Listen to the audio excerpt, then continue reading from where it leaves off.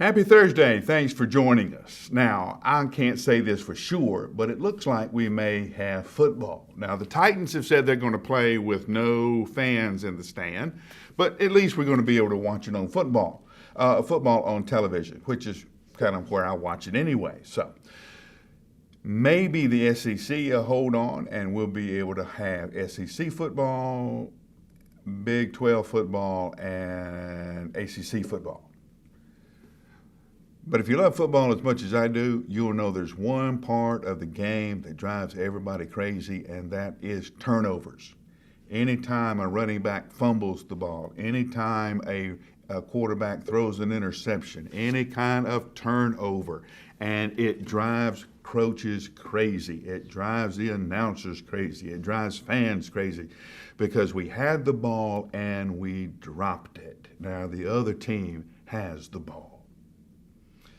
Paul has made a good handoff to Timothy in 2 Timothy in the letter. Here's who I am. Here's what I've done. Here's now what I want you to do. And now here's the question he has asked Timothy. Can you hold on to the gospel that's been entrusted to you? Is the push and shove of the world, is the hard knocks of the community you're in, is the steady bombardment of being a pastor, is that going to cause you to lose attention and drop the ball? You know, when I was growing up, I wasn't particularly graceful. I was a clumsy kid.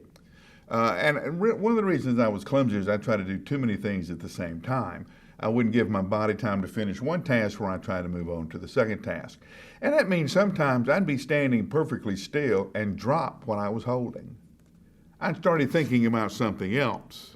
And I had relaxed my hands and forgot that I was holding a glass, a pitcher of water, car keys, anything. I would just drop them.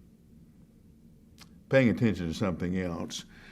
No one gets up in the morning and says, hey, today I'm going to fumble the gospel away. Today I'm going to lose the gospel. I'm somehow going to drop it. Nobody does that.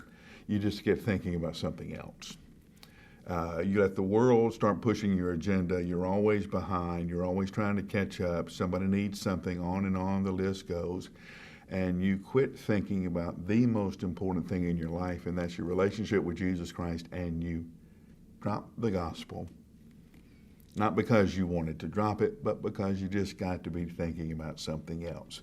And we have certainly had enough to think about here lately. We've had COVID, we've had racial reconciliation, we've had the economy, we've had the election, we've had this and that. And if you're not careful, you'll take your eye off the gospel and you'll drop it. Remember Peter in the boat, and they see Jesus.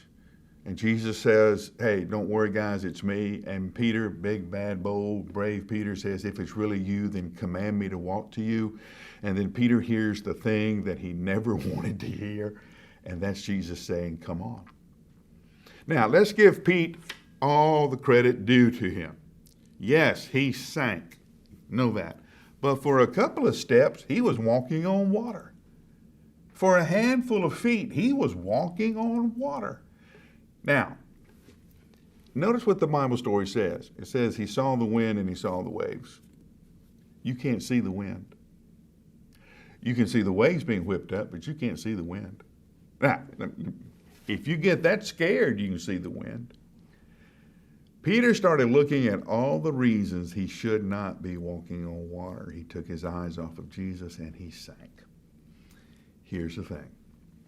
Nobody gets up and says, today I'm going to fumble the gospel. You just start looking at all the reasons you can't get it done today. You start looking at all the reasons you should fail, and all the bad things going on in the world, and you take your eye off of Jesus and you drop it.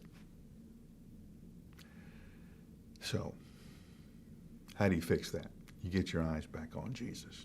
I'll give you 60 seconds. Get your eyes back on him, and I'll see you tomorrow.